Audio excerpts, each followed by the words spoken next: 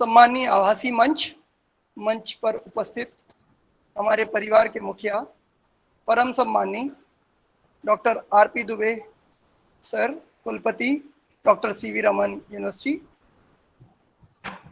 हमारी pro VC ma'am doctor Jayati Chatterjee Mitra ma'am, हमारे आदरणीय registrar sir Shri Gaurav Shukla sir, dean academics Shri Arvind Tiwari sir, dean sciences doctor A.K. Srivastava sir, आप सभी का डिपार्टमेंट ऑफ फिजिक्स की ओर से मैं डॉक्टर रत्नेश तिवारी ई सेमिनार जिसका शीर्षक स्वच्छता और हम पर स्वागत एवं अभिनंदन करता हूं। साथ ही साथ मैं डॉक्टर सीवी रमन विश्वविद्यालय की ओर से हमारे वरिष्ठ पत्रकार दैनिक भास्कर श्री सुनील शर्मा सर, जो कि आज व्याख्यान के चीफ गेस्ट हैं, उनका भी तहे दिल से स्वागत करता हूं, अभिनंदन करता हूं। जैसा कि आप लोगों को विदित है, स्वच्छता हमारे जीवन का एक बहुत महत्वपूर्ण हिस्सा है। अभी आगामी समय में एक डाटा प्रस्तुत कर रहा हूं आप लोगों के सामने, जिसमें 62 मिलियन टन कचरा, जो शहरी कचरा है, वो इकट्ठा किया जाता है और जिसमें से 43 मिलियन टन ही एकत्र किया जा सकता है और 12 मिलियन टन का निपटारा होता है। 31 मिलियन टन लैंडफिल साइट में फिलिंग किया जाता है। यदि इसको गणितीय व्याख्या में बोला जाए तो 19 मिलियन टन कचरा शेष रह जाता है प्रतिवर्ष। मतलब कि स्वच्छता हमारे लिए कितना जरूरी है। हमारे वेदों में भी कहा गया है, यत्र स्वच्छता वर्तते तत्र लक्ष्मी भगवती निवसती। इन्हीं शब्दों के साथ मैं इस आभासी मंच पर हमारे कलीग डॉक्टर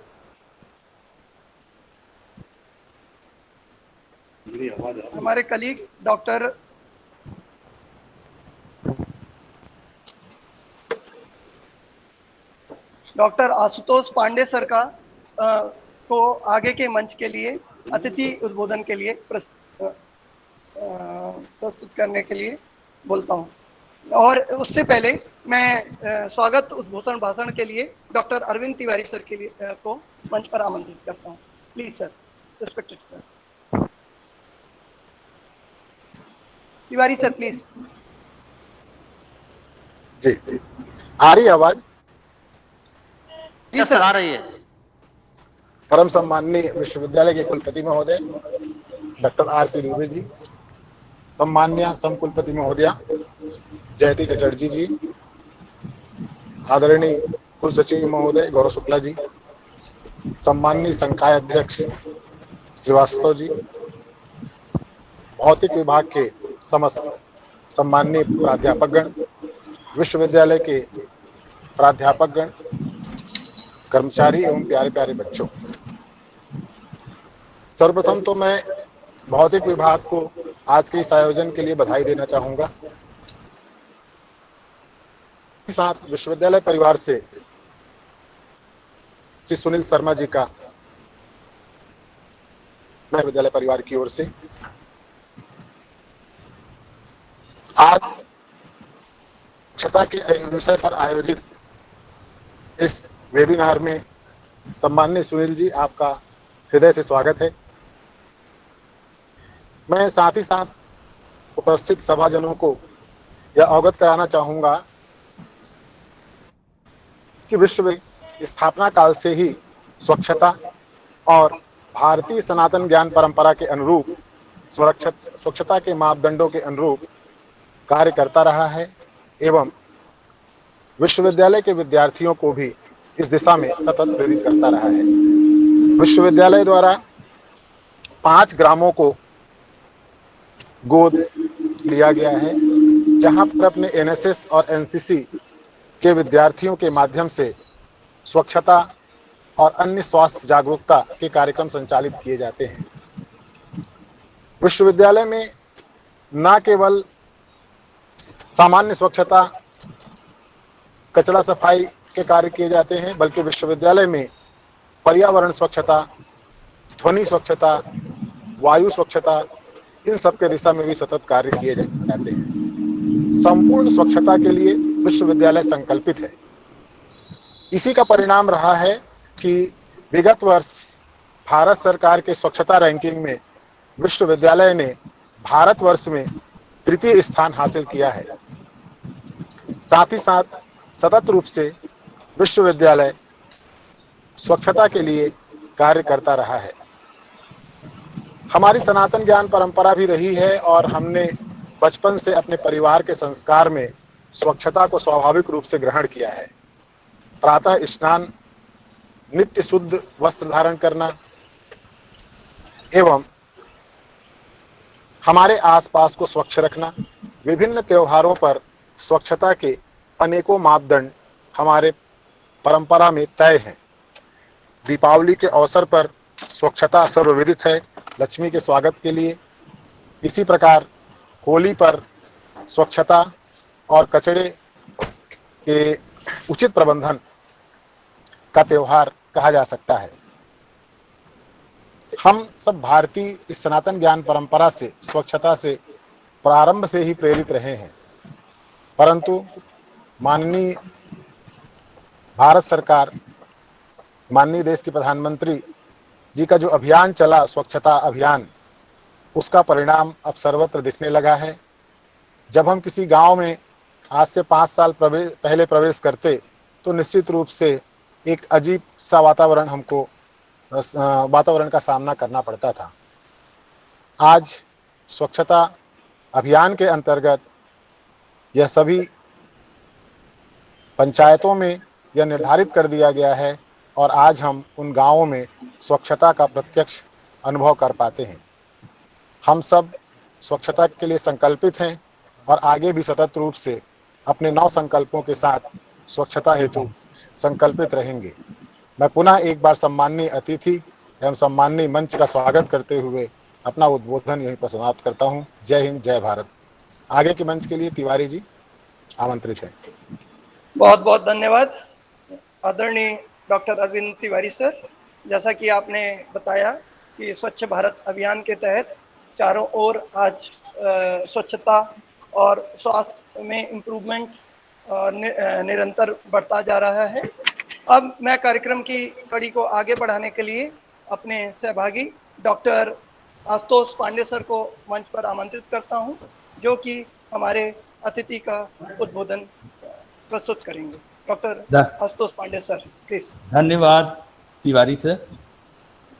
सर्वप्रथम मैं डॉक्टर सीवी रमन विश्वविद्यालय के भौतिक विभाग द्वारा आयोजित एक दिवसीय ई सेमिनार में शामिल सभी लोगों का हार्दिक अभिनंदन करता हूं, स्वागत करता हूं, वंदन करता हूं। इस सेमिनार के मुख्य वक्ता हैं श्री सुनील शर्मा जी। मैं सुनील शर्मा जी का थोड़ा परिचय दे दूं। सुनील शर्मा जी ने हिंदी साहित्य और अंग्रेजी साहित्य में ये एमए किए हुए हैं और बीजेएमसी में इन्होंने डिप्लोमा किया हुआ है। इनकी बचपन से रुचि साहित्य की ओर थी और इनकी गहन रुचि कविता लिखन की ओर है। शर्मा सर ने पत्रकारिता के क्षेत्र में 20 वर्षों से अपनी सेवा प्रदान की है और इन्होंने हरिभूमि और रविवार.com में भी काम किया है। 8 मई 2012 से ये दैनिक भास्कर समाचार पत्र समूह से जुड़े हुए हैं और वर्तमान में भी ये वहीं कार्यरत हैं। सर अपनी आगे की पढ़ाई भी जारी रखे हुए हैं। वर्तमान में ये पीएचडी कर रहे हैं। सर ने पत्रकारिता के क्षेत्र में और आदिवासियों के अध्ययन में महत्वपूर्ण योगदान दिया है, जिसके लिए श्री सुनील शर्मा सर को अनेक पुरस्कार और फेलोशिप दिए गए हैं। इन्हें 2011 में आदिवासियों के अध्ययन के लिए नेशनल मीडिया फेलोशिप प्रदान किया गया। 2012 में ICFJ अमेरिका की बुलावे पर कोलंबो श्रीलंका में इन्होंने मीडिया का प्रशिक्षण कार्य प्राप्त किया। 2015 में कृषि पत्रकारिता के लिए छत्तीसगढ़ के राज्यपाल ने इन्हें पुरस्कृत किया। सर अभी वर्तमान में दैनिक भास्कर समाचार पत्र में कार्यरत हैं और अपनी सेवाएं निरंतर जारी रखे हुए हैं।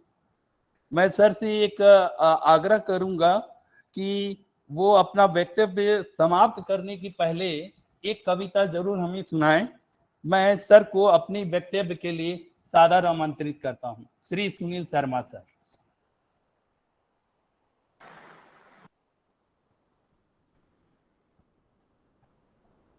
Shri Sunil Sharma sir. Sir please. जी बहुत बहुत थैंक यू, धन्यवाद। मेरी आवाज आ रही है? जी सर। ओके। श्रीवास्तव सर ने जैसे हमें पढ़ाया था और उस समय जैसे हमको कहते थे कि अपना अंगूठा दिखाइए, उसी तरह वो अंगूठा दिखाकर बता रहे हैं कि आवाज आ रही है। ये बहुत अच्छी बात है।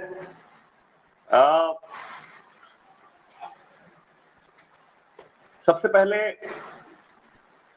डॉक्टर सीवी रामन यूनिवर्सिटी के परम सम्मानीय कुलपति महोदय, आदरणीय कुलसचिव महोदय, आदरणीय doctor Arvind Tiwari ji, dean academic, आदरणीय doctor A K. Srivastava, dean science, coordinator आदरणीय डॉक्टर आशुतोष पांडे जी, पीआरओ आदरणीय किशोर सिंह ठाकुर जी जो मेरे मित्र भी हैं, भौतिकी विभाग के समस्त शिक्षक और कार्यक्रम से जुड़े हुए समस्त प्रतिभागी, दोस्त और साथियों, जैसा कि पांडे जी ने कहा है, तो जो कविता लिखता है उसको तो ये रहता है कि कोई उसकी कविता सुन ले 2 लाइन। तो जैसा कि उन्होंने कहा है, तो आपको मैं बता रहा हूं कि हम आज बात करेंगे स्वच्छता पर, और स्वच्छता का संवेदना से बड़ा गहरा ताल्लुक है। कहने का अर्थ ये है कि जो व्यक्ति संवेदनशील होता है, वो व्यक्ति, मुझे ऐसा लगता है कि वो स्वच्छता का ध्यान रखता है। तो संवेदनशीलता पर ही मेरी एक 4 लाइन की कविता है, वहां से स्टार्ट करता हूं कि जी मेरी आवाज आ रही है? आ रही सर, आ रही है जी। तो एक 4 लाइन की कविता है कि माँ जो कुछ बनाती है मैं वही बन जाना चाहता हूं। माँ जो कुछ बनाती है मैं वही बन जाना चाहता हूं। आज माँ ने फूलों की रंगोली बनाई, आज माँ ने फूलों की रंगोली बनाई, मेरी फूल बनने की इच्छा हुई। आज माँ ने फूलों की रंगोली बनाई, मेरी फूल बनने की इच्छा हुई। थोड़ी देर पेड़ से सटा भी रहा, थोड़ी देर पेड़ से सटा भी रहा।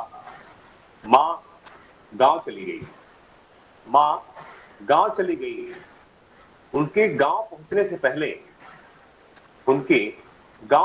पहले रंगोली के फूल मुरझा गए थे, और थोड़ा थोड़ा मैं भी। ये एक संवेदना से भरी हुई कविता है। तो मैं आपको बताना चाहता हूं कि इस कार्यक्रम के सिलसिले में, वहीं से इतनी बात शुरू करता हूं। इस कार्यक्रम के सिलसिले में श्रीवास्तव सर का मुझे फोन आया, और उनसे बातचीत मेरी होते रहती है। कुछ लोग ऐसे होते हैं जो बहुत कम समय में आपके आत्मीय हो जाते हैं, उनमें डॉक्टर श्रीवास्तव सर भी हैं। तो उनका फोन आया, उन्होंने कहा कि सुनील जी आपको स्वच्छता के विषय में बोलना है। तो मुझे थोड़ा अलग सा लगा। मैंने कहा कि आज हम इतने साल हो गए, हमको इतनी सारी बातें हो गई, इतने कार्यक्रम हो गए, और हम आज 2022 में खड़े हैं, और आज भी हमको स्वच्छता पर बोलना है, स्वच्छता पर सुनना है, और स्वच्छता पर कार्यक्रम करना पड़ रहा है। तो ये चिंतनीय विषय है, ये सोचने की बात है। लेकिन वो कहते हैं ना कि जब हमको कोई बात समझ में नहीं आती है अपने से, स्वयं से, तो हमें उसको सीखना पड़ता है, अपने आसपास से, अपने दोस्तों से, अपने बड़ों से और छोटों से भी। तो हमें स्वच्छता की बात समझ में तो आ नहीं रही है। तब हमें ऐसे कार्यक्रमों की जरूरत पड़ती है, तब हम ऐसे कार्यक्रम आयोजन कराने पड़ते हैं। बतौर पत्रकार मैं बहुत सारे कार्यक्रमों में जाता हूं, बहुत सारे गांव में जाता हूं, बहुत सारे इलाकों में जाता हूं, तो स्वच्छता से जुड़ी हुई बहुत सारी चीजें देखता हूं।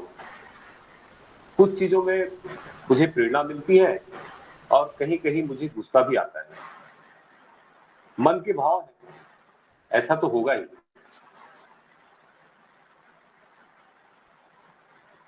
अब तक हमको स्वच्छता को अपने जीवन में उतार लेना था, आत्मसात कर लेना था, लेकिन ऐसा नहीं हो पाया। ये दुखद तो है, लेकिन इसका दूसरा पहलू ये है कि अगर हम स्वच्छता को लेकर जागरूक नहीं हो सके तो हम क्या करें। तब हमें ऐसे ई वेबिनार या सम्मेलन या कोई और आयोजन, संगोष्ठी, गोष्ठी, इस तरह के कार्यक्रम हमको करने चाहिए और इसमें हमको शामिल होना चाहिए। मैं आपको एक चीज और बता रहा हूं कि मुझे ये बिल्कुल नहीं मालूम कि मैं इस विषय पर बोलने की पात्रता रखता हूं या नहीं रखता हूं। आप लोग ऑलरेडी पहले से ही इस विषय में काफी सारी चीजें जानते हैं, तो जो विषय लोगों की जानकारी में हो उसमें बोलना काफी कठिन होता है, जबकि उस विषय पर बोलना सरल होता है जो लोगों की जानकारी में कम होता है। जैसे हम लोग पत्रकार लोग की भाषा में कहते हैं कि सबसे कठिन होता है सरल लिखना और सबसे आसान होता है कठिन लिखना। आप अखबार की भाषा देखेंगे तो वो सरल भाषा होती है, काफी सरल भाषा होती है, लेकिन अगर हम साहित्यिक भाषा में चले जाएंगे तो वो कठिन हो जाती है। फिर भी मुझे ये नहीं पता कि मैं आप लोगों को अभी जो चर्चा होगी हम लोगों की, उसमें मैं आप लोगों को कितना बता पाऊंगा, कितनी जानकारी दे पाऊंगा, और जैसे भी है। लेकिन एक बात और है कि हर मनुष्य का अपना एक अनुभव होता है, उसका एक दृष्टिकोण होता है, और उसी दृष्टिकोण और अनुभव के साथ मैं कुछ चीजें आपको बता सकता हूं और हम बात कर सकते हैं उसी माध्यम से। जैसा कि आप सब जानते हैं कि स्वच्छता कोई नई बात नहीं है। जैसा कि अभी तिवारी सर बता रहे थे, मुझे बहुत अच्छा लगा। उन्होंने होली और दिवाली तक के उदाहरण दिए। उन्होंने बताया कि हमारी परंपराओं में, हमारे ग्रंथों में, हमारे वेदों में इस बात का पहले से ही उल्लेख है। रत्नेश जी भी इस बात को बता रहे थे। मुझे ये जानकर खुशी हुई, अच्छा लगा। तो स्वच्छता कोई नई बात तो नहीं है, लेकिन फिर भी हमें इस विषय पर बात तो करना है।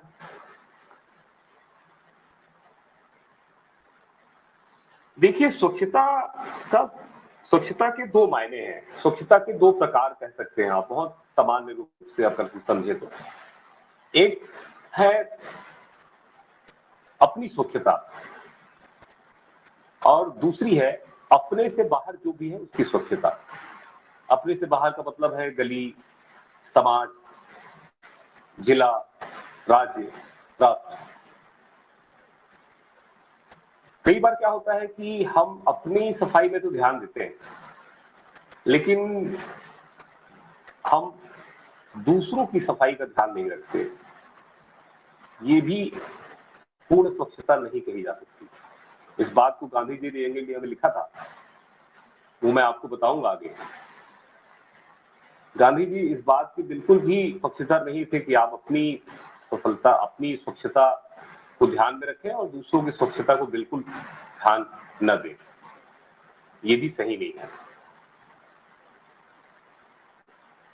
कहने का मतलब ये है कि हम आमतौर पर तो ये देखते हैं कि लोग अपने शरीर की सफाई करते हैं, रोज नहाते हैं, अपने घर की सफाई भी करते हैं, लेकिन अपने घर का कूड़ा करकट किसी और के घर में फेंक देते हैं, या किसी खाली प्लाट में फेंक देते हैं, या किसी क्षतिग्रस्त मकान में फेंक देते हैं, किसी जर्जर भवन के सामने फेंक देते हैं, या नाली में फेंक देते हैं।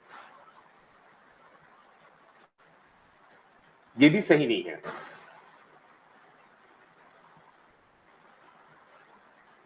वो जो कचरा हम फेंकते हैं उसका रिएक्शन हम पर ही होना है, ये भी हम जानते हैं।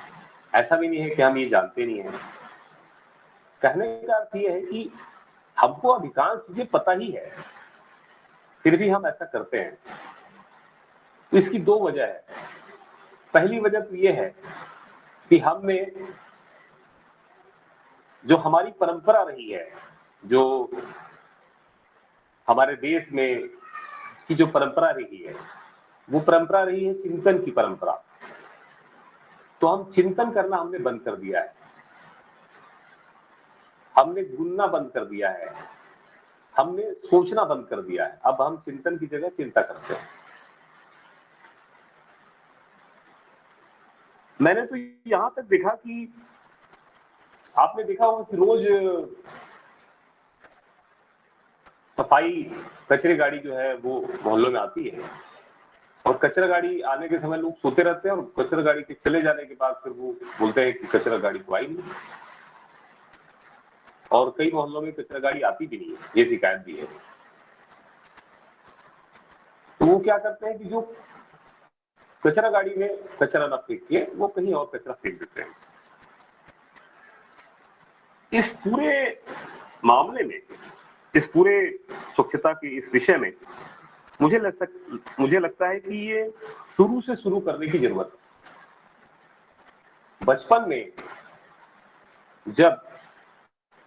बचपन से ही अगर हम लोगों को, बच्चों को कचरा स्वच्छता के बारे में बताएं, तो मुझे लगता है कि वो ज्यादा बेहतर उसको सीख और समझ पाएंगे। कहने का मतलब है कि जन्म की रोटी जब पिलाएं तो स्वच्छता उसमें शामिल करें। मैं ऐसा बिल्कुल नहीं कह रहा हूं कि हम में से सभी लोग ऐसे हैं जो सफाई का ध्यान नहीं रखते, स्वच्छता का ध्यान नहीं रखते। बहुत लोग हैं जो सफाई का ध्यान रखते हैं, जिन्होंने बहुत अच्छा काम किया है, वो भी मैं आपको बताऊंगा। लेकिन मुझे लगता है कि जो हमारी अपनी आदत होती है वो हमारे घर में हमारे बच्चे सीखते हैं। जैसे आपको अगर नाखून चबाने की आदत है तो बच्चा भी नाखून चबाना सीख जाता है, और फिर स्कूल में जब उसको डांट पड़ती है तब आप बोलते हैं, आपको ऐतराज होता है।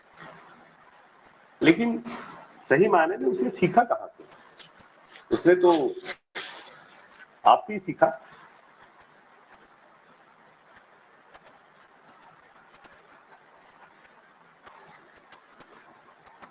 हमें कोशिश करनी चाहिए कि हम अपने आसपास को साफ रखें, अपने गली मोहल्ले को साफ रखें।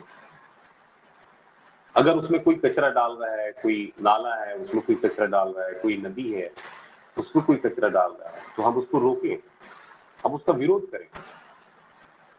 हो सकता है कि विरोध करने की वजह से सामने वाला नाराज भी हो जाए, लेकिन हमें नाराज नहीं होना है, क्योंकि वो उसकी आदत है। उसने अपने पिता से, अपने चाचा से, अपने रिश्तेदारों से वो आदत सीखी। और मैं आपको बताना चाहता हूं कि मैं पूजा करने का बिल्कुल भी विरोधी नहीं, लेकिन मैं इस बात का विरोधी जरूर हूं कि पूजा की जो बची हुई सामग्रियां हैं, चाहे वो फूल हो, पत्तियां हो, अगरबत्ती के टुकड़े हो, वो नदी में फेंक दिए जाए। नदी में इन तमाम चीजों को फेंकने के बाद नदी का पानी दूषित होता है, और वो पानी प्रत्यक्ष अप्रत्यक्ष तरीके से हमारे तक पहुंचता है, ये हम सब जानते हैं।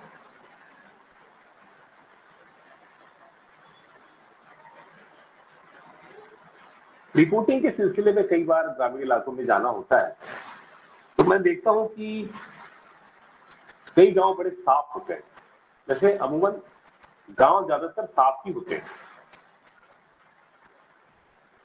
तो उसकी एक वजह है, वो आप जानते हैं।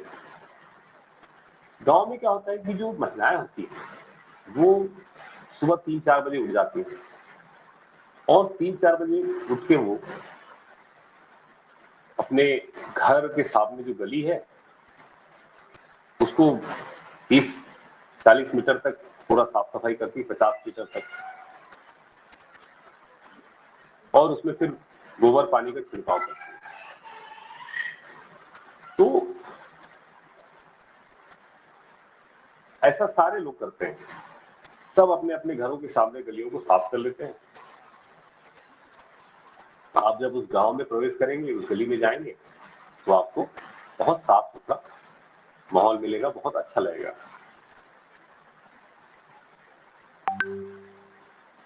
लेकिन शहर में ऐसा नहीं है। शहर में आपको दूसरा सीन दिखाई देता है। शहर में लोग डिपेंड रहते हैं। शहर में वो लोग उम्मीद करते हैं कि कोई नगर निगम का कोई सफाई कर्मी आएगा, वो साफ करेगा। ठीक है, नगर निगम का सफाई कर्मी आएगा, वो साफ करेगा, लेकिन नगर निगम का सफाई कर्मी कब आएगा? 10 बजे आएगा कि 12 बजे आएगा कि दोपहर को 3 बजे आएगा?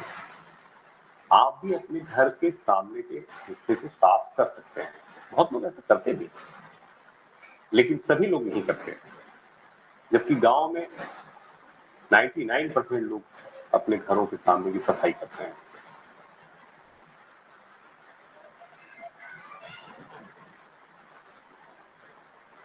अधिकांश लोगों ने अपना वीडियो जो है वो ऑफ कर रखा है। मुझे लगता है कि अगर हम वेबिनार में हैं तो हम आमने सामने दिखें। कुछ लोग भी अगर अपना वीडियो ऑन करें तो मुझे बातचीत करने में ज्यादा आसानी होगी, अगर ऐतराज न हो तो। कुछ लोग अगर सामने दिखे तो अच्छा लगेगा। एक बार क्या हुआ कि एक गांव में मैं गया। उस गांव में मैंने एक माता जी से, एक महिला से मैंने पूछा कि आप ये जो, बहुत छोटी सी बात है, आप ये जो सफाई करती है उसके पीछे क्या कारण है? मैंने ऐसी जानबूझ के पूछा उनसे। मैं भी जानना चाहता था कि उनका तर्क क्या है। उन्होंने कहा कि ये, बोले भाई हम लोग अपने घर के सामने हम लोग साफ नहीं करेंगे, कौन साफ करेगा? दूसरा ये है कि आप, कोई और तो आएगा नहीं साफ करने, और चलना हम ही को है। तो आप देखिए कि जो महिला पढ़ी लिखी नहीं है, जिसने कभी स्कूल का मुंह नहीं देखा है, जिसको हम लोग पिछड़ा हुआ समझते हैं कि वो बर्तन झाड़ू पोछा तक सीमित है, उस महिला की स्वच्छता के प्रति सोच कैसी है? हम लोग पत्रकार होने के नाते ये चेक करते रहते हैं बार-बार बीच बीच में कि लोग किस तरह से सोचते हैं, लोगों का विचार क्या है। क्योंकि आप जानते हैं कि हम जब लोगों से फीडबैक लेते हैं, वो फीडबैक जब हम अखबार में लिखते हैं तो वो शासन प्रशासन तक, सरकारों तक वो बात पहुंचती है, और आप लोगों की भी बहुत सारी बातें उस अखबार में आती है। तो मुझे ये जान के अच्छा लगा। दूसरा ये कि इसमें एक मैसेज भी छिपा हुआ है। आपने पता नहीं ये इसको ध्यान दिया या नहीं दिया। जैसे देखिएगा कि एक महिला जो है वो पहले अपने गली को साफ करती है, फिर गली को साफ करने के बाद वो आंगन में आती है, आंगन को साफ करती है, घर में सफाई करती है, उसके बाद वो नहाने जाती है। सफाई की त्रिस्तरीय व्यवस्था है। गली को साफ करती है, अपने आंगन को साफ करती है, मतलब अपने घर को साफ करती है, फिर खुद को साफ करती है, मतलब नहाती है, फ्रेश होती है। आप सोचिए, ये व्यवस्था दोनों तरह से भी हो सकती है।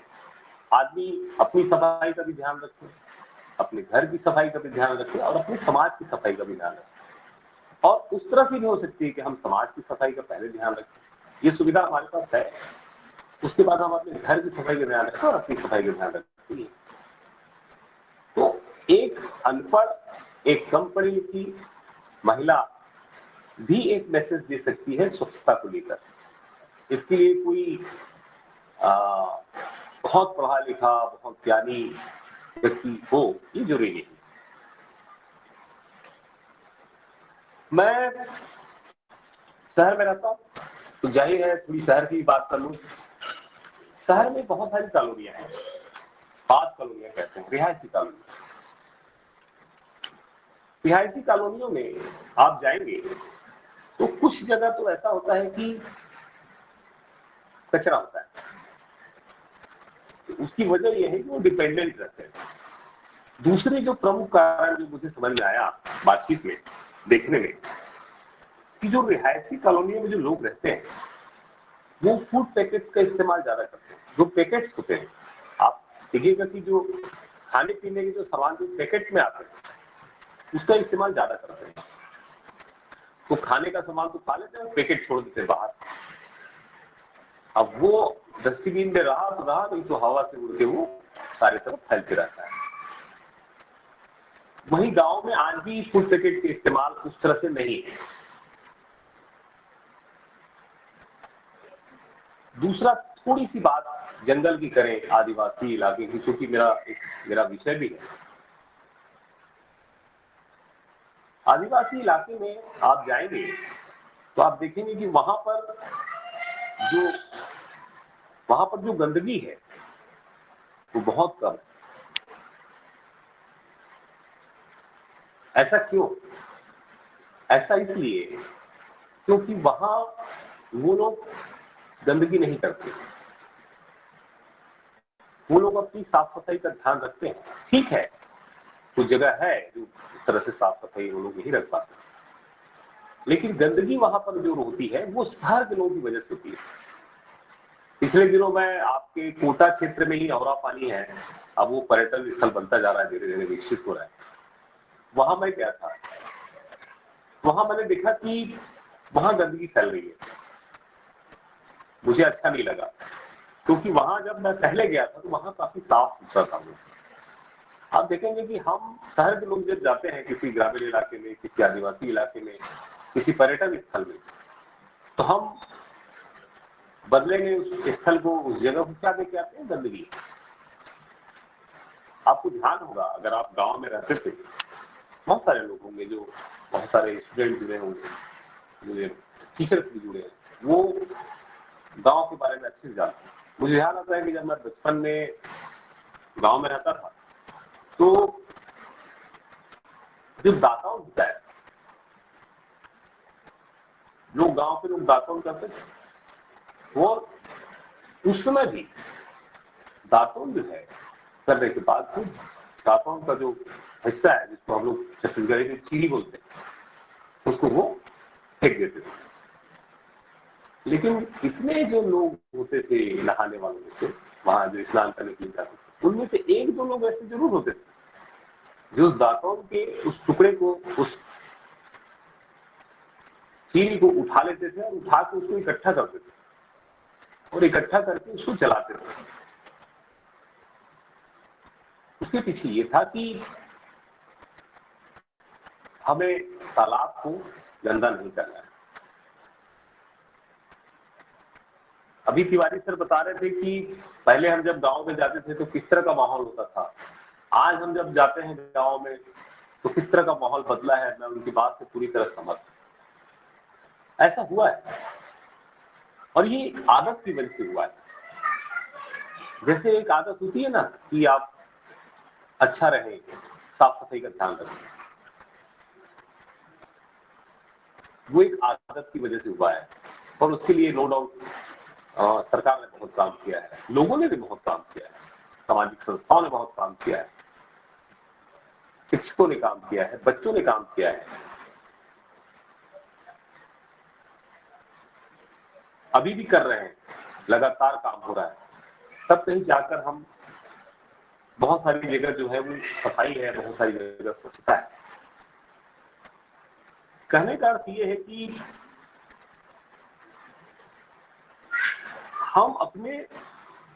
हम जब तक स्वच्छता को अपना उत्तरदायित्व नहीं मानेंगे, अपना दायित्व नहीं मानेंगे, मुझे लगता है कि इससे कभी बनी रहेंगी। कुछ चीजें ऐसी हैं कि हम जब जाते हैं, बाहर जाते हैं, जैसे ट्रेन में जाते हैं तो हम क्या करते हैं? सबसे पहले जाते हैं, पानी की बोतल लेते हैं 20 रुपए की, चिप्स के पैकेट लेते हैं, ठीक है, वो सब चीजें लेते हैं। हम और आप में से कितने लोग हैं ऐसे जो अपने, जब हम ट्रेन से उतरते हैं तो वो खाली बोतल और चिप्स जो है अपने साथ बाहर ला के किसी कूड़ेदान में डालते हैं, नहीं करते हैं मतलब। चलो उसकी ट्रेन की सफाई हो गई, चलो उसको दे दो आप, लेकिन बहुत बार सफाई नहीं होती, हम नहीं करते। ये सिविक सेंस का मामला है, ये नैतिकता का मामला है। ये हमारे भीतर कितना नैतिक बल है, हम किस तरह से, हमारे भीतर कितनी नैतिकता है, ये भी है। दूसरा ये है कि अभी मैं बता रहा था कि जो ग्रामीण इलाके होते हैं वो ज्यादा साफ होते हैं और शहरी क्षेत्रों में जो है वो थोड़ी सी प्रॉब्लम है, क्योंकि गंदगी की संभावना, अस्वच्छता की संभावना शहरी क्षेत्र में कहीं अधिक है,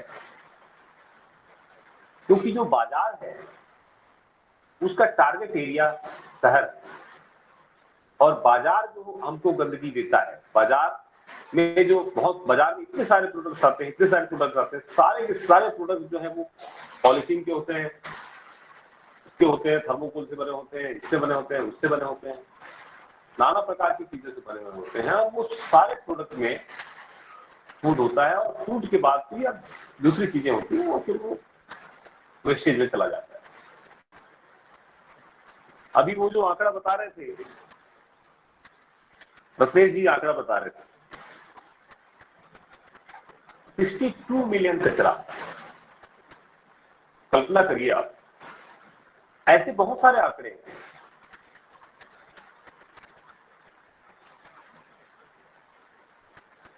आप देखेंगे कि स्वच्छता जो है वो घर से शुरू होता है, सफाई की सोच जो है घर से विकसित होती है। तो बच्चा जब ग्रामीण इलाके का है तो वो, या स्लम एरिया का है, स्लम एरिया के बच्चे जाते हैं आंगनबाड़ी, तो आंगनबाड़ी में जाता है बच्चा, आंगनबाड़ी में जाता है तो उसको अगर सफाई की शिक्षा नहीं दी जाए, उसको न बताया जाए कि बेटा हाथ धोना चाहिए, हाथ धो के कुछ भी खाना चाहिए, शौच के बाद हाथ धोना चाहिए, कैसे सीखेगा?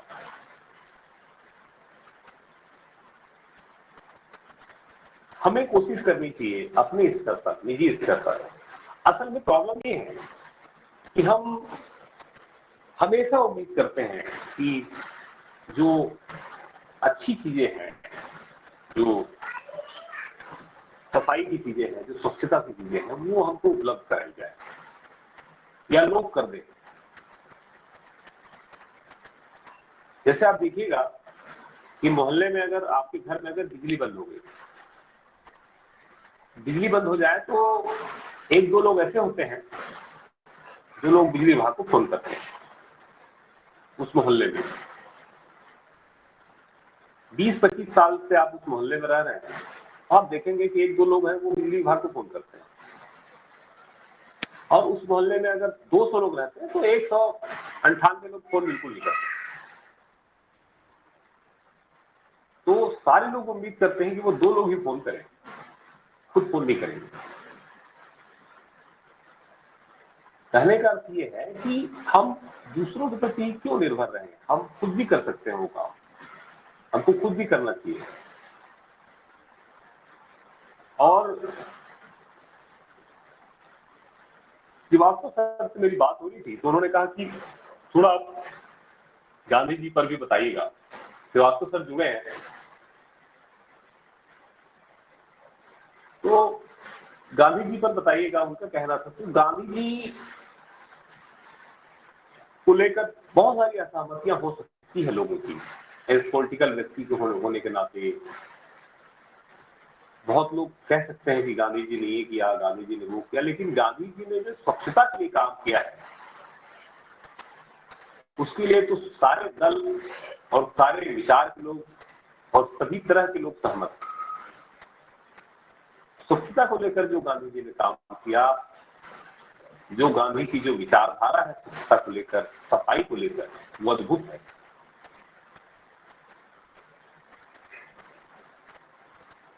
हमारे यहाँ आपको भी पता होगा कि गांधी जी ने हरिजनों के उद्धार की बात कही, लेकिन हमारे यहाँ पंडित सुंदरलाल शर्मा, जिनके नाम पे यूनिवर्सिटी है बिलासपुर में, मुक्त विश्वविद्यालय, उन्होंने उनसे पहले ये बात कही छत्तीसगढ़ में भी बहुत बड़े बड़े लोग हुए हैं, बहुत अच्छे लोग हुए हैं, अच्छी सोच के लोग हुए हैं। मैं आगे और एक दो लोगों के नाम बताऊंगा, लेकिन अभी गांधी जी को बात करते हैं कि गांधी जी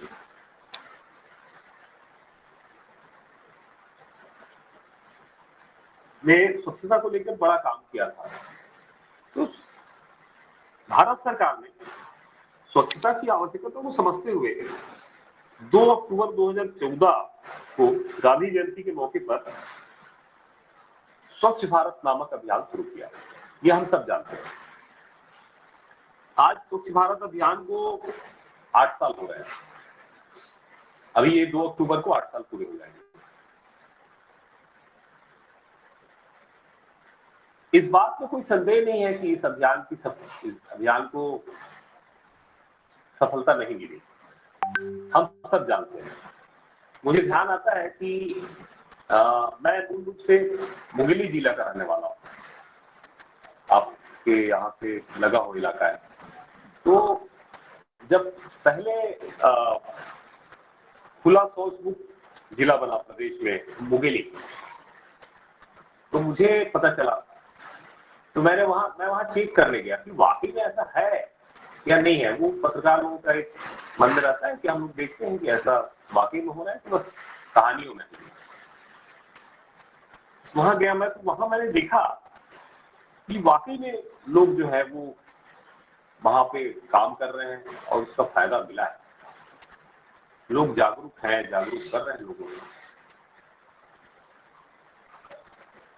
अब बताइए, ऐसी कोई खुला शौच मुक्त जिला नहीं बना मुझे, उसके लिए पंचायत ने बड़ी मेहनत की। पंचायतों ने जुर्माना लगाया अपने स्तर पर। कोई भी खुले में सोच जाएगा तो उसको सबसे पहले उसका काम ये होगा कि उसको सरकारी राशन दुकान से उसको राशन देना बंद कर देगा। ये किया, जुर्माना लगाया गया, उसको हतोत्साहित किया गया उस काम के लिए। अब आज आप देखते हैं तो 1% लोग भी सारे लोगों ने अपने घरों में शौचालय बनवा लिया सरकारी अनुदान से। 1% लोग भी बाहर शौच नहीं जाते। ये बहुत अच्छी बात है। तो सरकार ने उस समय ये सोचा 2014 में, आज हम 2022 पे खड़े हैं। अब तो स्मार्ट टॉयलेट की बात आ गई है, हाइजीन टॉयलेट। आप जानते हैं वो जो उड़ीसा था, वहां से हम यहाँ आ गए हैं कि हम हाइजीन की ओर आ गए। अच्छा है। इस अभियान के तहत सरकार ने जो है दोनों स्तर पर, शहर और ग्रामीण दोनों स्तर पर स्वच्छता को बढ़ावा दिया और ग्रामीण इलाकों में कहीं अधिक सफलता मिली। शहरी क्षेत्र में बाद में इसी अभियान को आगे बढ़ाते हुए स्मार्ट सिटी के रूप में उसको योजना लाई गई, तो आप जानते हैं। 2011 की जनगणना के मुताबिक जो भारत है उसकी जो कुल जनसंख्या है उसमें जो 31% लोग हैं वो शहरों में रहते हैं और जो सकल घरेलू उत्पाद है उसमें उसका योगदान जो है वो 63% है। और ऐसी उम्मीद है कि वर्ष 2030 तक शहरी क्षेत्रों में भारत की आबादी जो है वो 40% पहुंच जाएगी। आप सब जानते हैं कि लोग गांव से शहर की ओर आ रहे हैं। पिछले 10 सालों में अगर 50 लोग आपके गांव से शहर आए होंगे तो शायद ही शहर से कोई एक व्यक्ति गांव गया होगा। इसका मतलब यह है कि वो गांव से लोग शहर की ओर आ रहे हैं।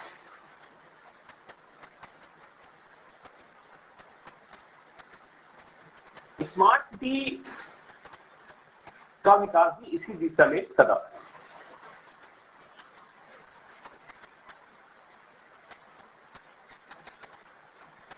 स्मार्ट सिटी मिशन जो है वो स्थानीय विकास को सक्षम करने और प्रौद्योगिकी क्षेत्र में मदद करने के लिए, उसके बेहतर परिणाम के लिए उसमें सुधार करने के लिए, उसको आर्थिक विकास को उसकी गति देने के लिए एक अभिनव और नई पहल है। जो शहर में जो लोग रहते हैं उनकी अहम जरूरतों को पूरा करने के लिए उसको डिजिटलाइज तरीके से सूचना प्रौद्योगिकी शहरी योजनाओं की सर्वोत्तम प्रथाओं को और नीति में बदलाव के लिए है। इसके अंतर्गत बहुत सारी चीजें आती हैं, जैसे पर्याप्त पानी की आपूर्ति करना, निश्चित विद्युत आपूर्ति, ठोस अपशिष्ट प्रबंधन, सही स्वच्छता।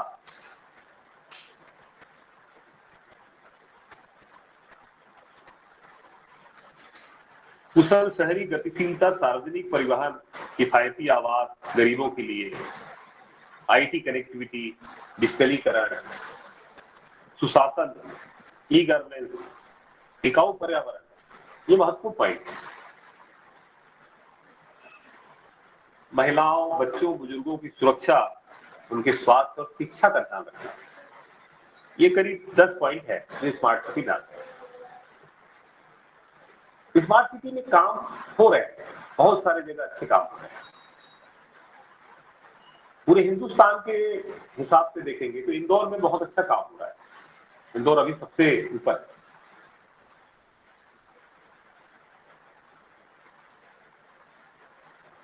इंदौर को कई पुरस्कार मिलते हैं।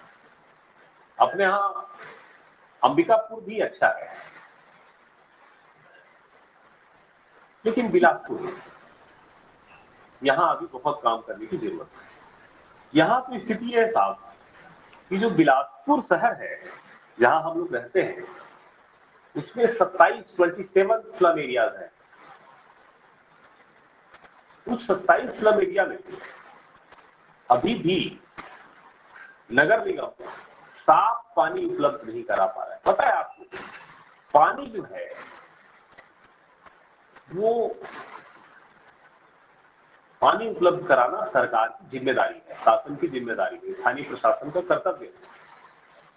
तो साफ पानी उपलब्ध कराने में भी अभी पूरी तरह सफलता नहीं मिली है, लेकिन उस दिशा में काम हो रहा है। ऐसा जो इलाका होता है उसमें डायरिया फैलता है। आप सब जानते हैं डायरिया से मौत होती है। हर साल डायरिया के मरीज मिलते हैं और ये समस्या सालों से बनी हुई है।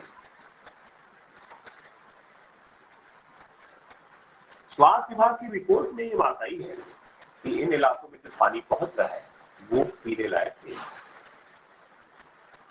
ये केवल बिलासपुर के 25, 26, 27 इलाकों की बात है। उसके अलावा बहुत सारी जगह और है ग्रामीण इलाकों में भी जहां साफ पानी को लेकर दिक्कत है। सफाई स्वच्छ भारत अभियान के सिलसिले में थोड़ा हम और आगे आते हैं तो हमको याद होगा कि हमने विश्व धुलाई दिवस मनाया, बच्चों को हाथ धोने की शिक्षा दी, स्कूलों में अभियान चला, खूब हाथ धोए गए।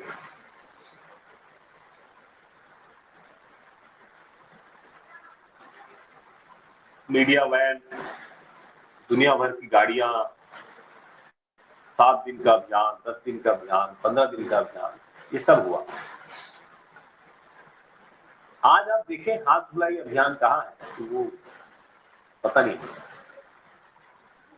ये असल में बंद करने वाली चीजें नहीं है, ये होते रहना चाहिए स्कूल में, आंगनबाड़ी में।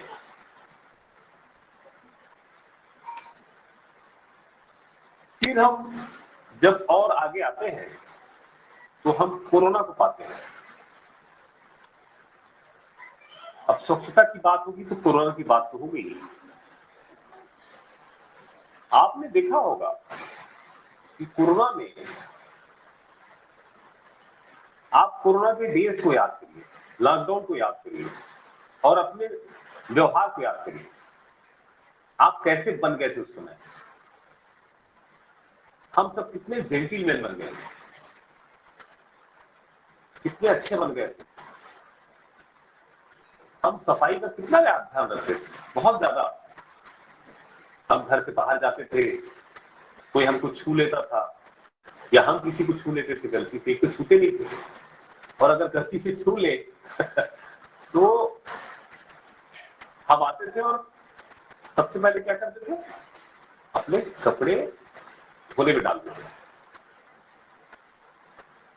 और अगर 2 बार निकलना है तो 2 बार कपड़ा धोते थे, 2 बार बदल रहे कपड़े, हाथ को सैनिटाइज करते थे, साबुन से धोते थे और मास्क लगाते थे। ये कोरोना में हमने किया क्योंकि संक्रमण का खतरा था,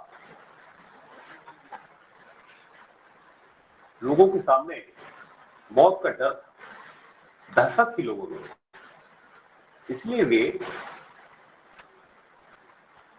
उन्होंने अपने आप से उस सफाई को, स्वच्छता को अपना लिया। इसका मतलब ये है कि सारे लोग जानते हैं कि साफ सफाई होनी चाहिए। तो हमने कूड़ेदान में कूड़ा फेंकना बंद कर दिया था। हम सफाई से जुड़े हुए लगभग सारे नियमों का पालन करने लगे। लेकिन और हाँ, एक बात और, हम मास्क लगाने लगे थे और सैनिटाइजर यूज करने लगे। बहुत सारी कंपनियों ने, जो दूसरी जो कंपनियां हैं, वो सैनिटाइजर बनाने लगी,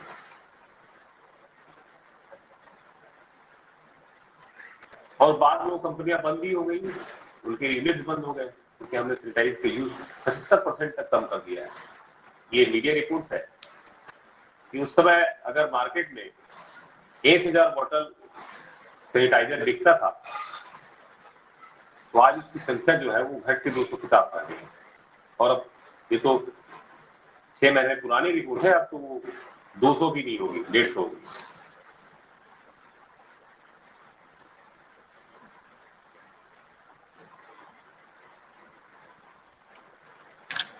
कुल मिला की बात ये है कि हम पिछले कई साल से स्वच्छता को लेकर नारा दिया जा रहा था कि स्वच्छता रखनी है, ये करना, लेकिन हम लोगों ने सीखा कब, समझा कब, कोरोना का समय।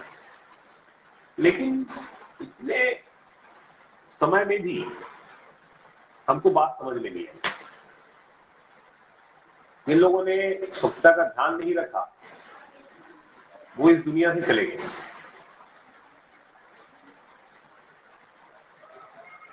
इसके बावजूद भी हमें ये बात समझ में नहीं आई।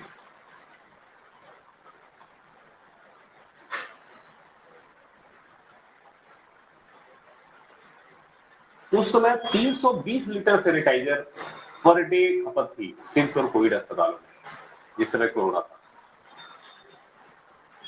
और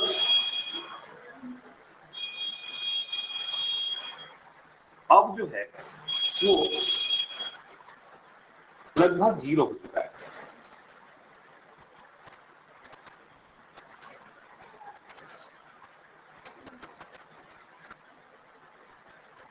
तो ये हालत हो गई है।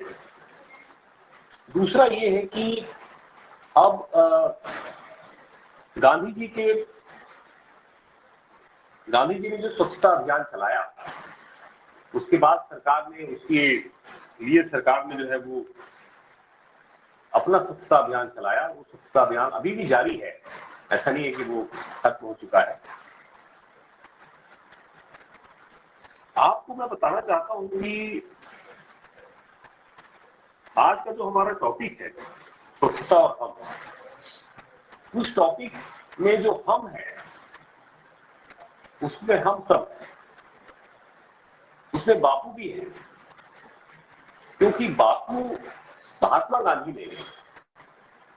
के जो भी विचार है वो हम सब के लिए है।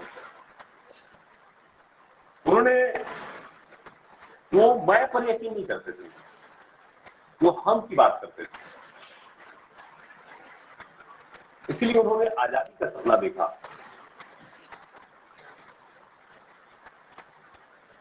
उन्होंने कहा था कि स्वतंत्रता से ज्यादा महत्वपूर्ण स्वच्छता है। आप सोचिए, उस जमाने में जब स्वतंत्रता सबसे प्राथमिक थी, तो उस समय बापू कह रहे हैं कि स्वच्छता जो है वो स्वतंत्रता से ज्यादा महत्वपूर्ण है। ये विरोधाभास लगता है बापू की बात, लेकिन ये भी बताता है कि वो जीवन में स्वच्छता के कितने बड़े हिमायती थे, कितने बड़े पक्षधर थे। सबसे बड़ी बात यह है कि वो बाहरी स्वच्छता यानी घर पास पड़ोस के पक्षधर नहीं थे, बल्कि वो मन की स्वच्छता के भी प्रबल पक्षधर थे।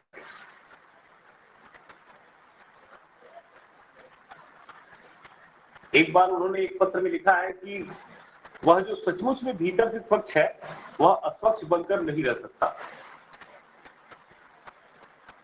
1925 में यंग इंडिया में उन्होंने लिखा कि आंतरिक स्वच्छता पहली वस्तु है जिसे पढ़ाया जाना चाहिए। उन्होंने स्वच्छता को पढ़ाने की बात कही 1925 में।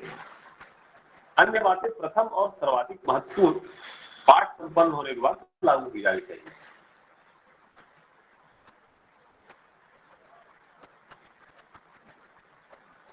आप देखिए कि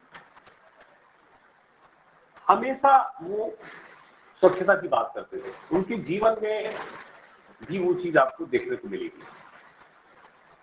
हमने महात्मा गांधी जी के बारे में बहुत सारी चीजें सुनी है, बहुत सारी चीजें पढ़ी है, बहुत सारी चीजें देखी है। उसमें हम देखते हैं कि उसमें वो स्वच्छता की बात करते हैं, स्वच्छता के उदाहरण पेश करते हैं।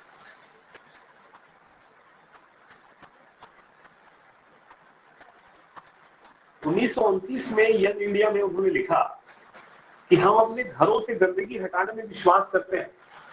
यहाँ पर बापू व्यंग करते हैं। आपको मालूम है या नहीं पता मुझे, लेकिन बापू व्यंग भी करते थे कभी कभी। उन्होंने स्वच्छता को लेके उन लोगों को लेके व्यंग किया था और वो कहा था कि हम अपने घरों से गंदगी हटाने में विश्वास करते हैं, परंतु हम समाज की परवाह किए बगैर इसे गली में फेंकने में भी विश्वास करते हैं। दो विश्वास की बात कर रहे हो।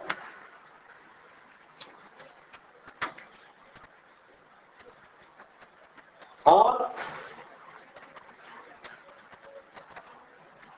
उन्होंने जनसाधारण के लिए ही स्वच्छता की बात नहीं की, उन्होंने निजी क्षेत्र और सार्वजनिक क्षेत्र में भी स्वच्छता की बात की थी, जो आज सबसे बड़ी समस्या बनके हम सबके सामने खड़ी है।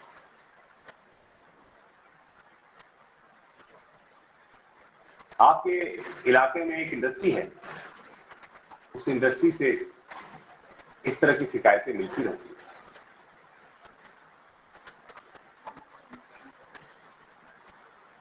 साबरमती आश्रम में पेड़ पौधों की सफाई देखभाल वो खुद किया करते थे। आप सोचिए, मतलब जो देश की आजादी के लिए लड़ रहे हैं वो सो कॉल्ड छोटे छोटे काम भी कर रहे हैं, जैसे पेड़ पौधों में पानी देना, वहां साफ सफाई करना। भारत में रहते हुए भी नहीं, दक्षिण अफ्रीका में रहते हुए भी उन्होंने साफ सफाई की कई उदाहरण प्रस्तुत किए। जिस इलाके में, जिस मोहल्ले में वो रहते थे, वहां भी उन्होंने बहुत सारे काम किए। जैसे डरबन में एक भारतीय बस्ती में, जहां भारतीय लोग रहते हैं, वहां एक बार प्लेग फैला, तो बापू ने अपनी जान की परवाह नहीं की और वहां प्लेग के खिलाफ जो है वो अभियान चलाया, सफाई अभियान। ऐसे बहुत सारे उदाहरण हैं। कलकत्ता में कांग्रेस सम्मेलन हुआ, तो वो दक्षिण अफ्रीका से आए थे, और लेकिन कार्यक्रम स्थल में जो गंदगी थी उसको देख के बड़े जागरूक हुए और उन्होंने सफाई अभियान वहां भी चलाया।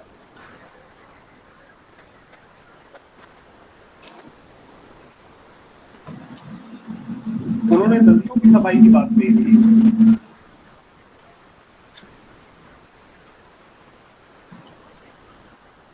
और भी बहुत सारे काम उन्होंने किए।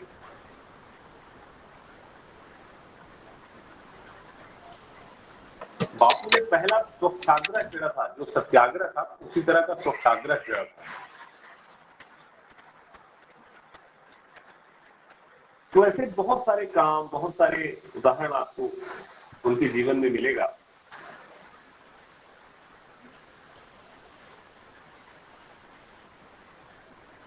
धार्मिक नगरी काशी में गंदगी और सफाई के प्रति उनका पूरा रवैया देख के हैरान रह गए। मतलब जो उस समय उन्होंने पुजारी की शिकायत की थी काशी विश्वनाथ मंदिर के, तो वहां गंदगी है। कहने का मतलब ये है कि ठीक है, आप महात्मा गांधी की तरह सफाई अभियान नहीं चला सकते, आप महात्मा गांधी के जितने संवेदनशील नहीं हो सकते सफाई के लिए, लेकिन आप जब महात्मा गांधी के बारे में सुनेंगे, महात्मा गांधी के बारे में पढ़ेंगे, तो उनके द्वारा जो काम है, उन्होंने जो किया है, उसके बारे में आप जानेंगे तो आप देखेंगे कि आपको उससे बहुत सारी चीजें सीखने को मिलेंगी। और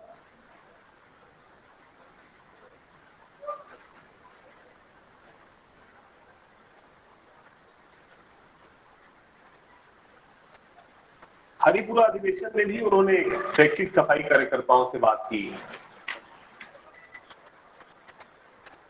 कहने का मतलब ये है कि हमें जो बड़े लोग हैं जिन्होंने अपने जीवन में बड़ा काम किया, उन लोगों से सीखने की जरूरत है, उन लोगों की बातों को भीतर तक समझने की जरूरत है।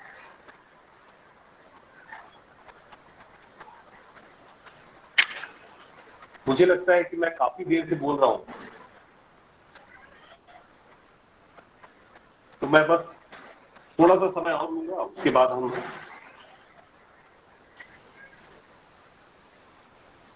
बातचीत को मैं अपनी ओर से समाप्त करूंगा। तो बातचीत के अंतिम दौर में मैं आपको दो कहानियां सुना रहा हूं छोटी छोटी।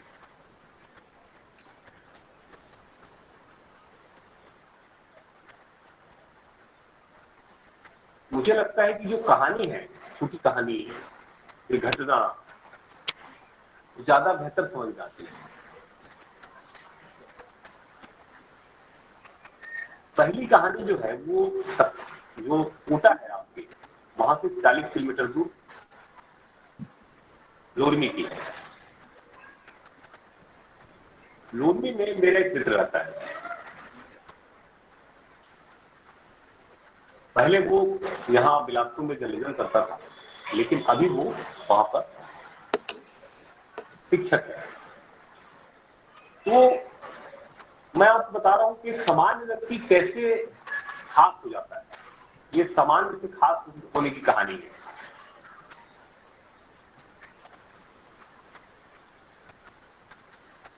एक बार क्या हुआ कि वहां जो मुक्ति धाम है जहां पे अंतिम संस्कार किया जाता है, वहां वो किसी अपने रिश्तेदार, किसी परिचित के अंतिम संस्कार में गए।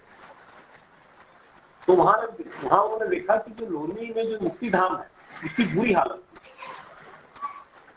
झाड़ियां उगाई थी, पत्ते सड़ के इधर उधर सब पड़े थे, घास फूस, मतलब अंतिम संस्कार करने की भी जगह नहीं थी ठीक से। बबूल की झाड़ियां, पेड़,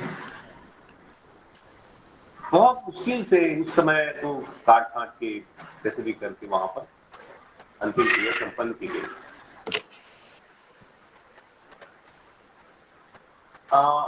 हम लोग जानते हैं कि जब हम अंतिम संस्कार में जाते हैं किसी के, तो हमारे अंदर वैराग्य भाव आ जाता है। क्या रखा है जीवन में, पांडे सर, ये भाव आता है हमारे भीतर। कुछ नहीं रखा है। उसके मन में कुछ दूसरा भाव आया। उसने मुझसे बताया, जो मैं आपको बता रहा हूं। उसने सोचा कि ये जो मुक्ति धाम, इस मुक्ति धाम को ठीक करना पड़ेगा। फिर उसने शाम को अपने दोस्तों के साथ बैठक की और उन्होंने एक टीम बनाई। उस टीम ने हर संडे काम करना शुरू किया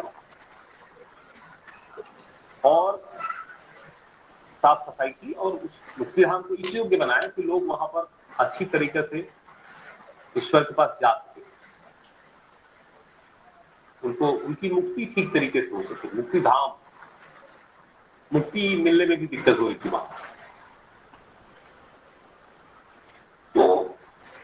ये काम उन्होंने किया। अब देखिए, जो सफाई और जो पर्यावरण के प्रति जो इतना संवेदनशील हो व्यक्ति, और वो शिक्षक भी हो, तो वो व्यक्ति जब कोई काम करता है उसके मायने होते हैं।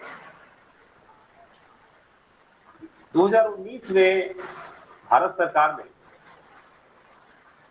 इनोवेशन के लिए टीचर्स से आइडिया मंगाया, तो टीचर इनोवेशन आइडियाज भेजे, स्कूलों में ये करना है, स्कूलों में वो करना है, स्कूलों में बैंक बना देंगे, ये कर लेंगे, वो कर लेंगे, बहुत सारे आइडियाज आते हैं, वो भेजे। उसने जो है उसने भी आइडिया भेजा, वो आइडिया उसका सेलेक्ट हुआ और देश के 65 लोगों को सम्मानित किया गया। उसमें वो व्यक्ति भी था, वो युवक भी था, जिसने सफाई अभियान डोरमी में चलाया। ये बहुत अच्छी बात थी और बड़ी बात थी। दूसरी कहानी भी मुंगेली जिले की ही है। मैं मुंगेली जिले और लोरमी के आसपास की चीजें आपको इससे बता रहा हूँ, जो कोटा उससे लगा हुआ इलाका है। बाकी उदाहरण तो हिंदुस्तान के अंदर के बहुत सारे मिल जाएंगे, लेकिन हम यहाँ बड़ी बड़ी बातें करेंगे तो इसका बहुत मतलब नहीं। हम छोटी बात करें और अपने आसपास की बात करें। दूसरी कहानी है मुंगेली जिले की। मुंगेली जिले में भी एक युवक है, मैं नाम जानबूझकर नहीं बता रहा हूँ, नाम तो मुझे पता है। उस युवक में वो भी सामान्य व्यक्ति था, हमारे राशि जैसे, लेकिन उसकी सोच जो है वो थोड़ी अलग थी, वो थोड़ा अलग सोचता था। उसने देखा कि जो गांव में जो घुरवा होता है, आपने देखा होगा गांव में घुरवा होता था पहले, लेकिन कालांतर में घुरवा अतिक्रमण के शिकार हो गए, सरकारी स्कूल बन गए, ये हो गया, वो हो गया, सब खत्म हो गया। तो उसने जब ये देखा, गांव में रहता है, उसने देखा कि ये दिक्कत हो रही है, बंद हो गए सब। उसने उस पर रिसर्च किया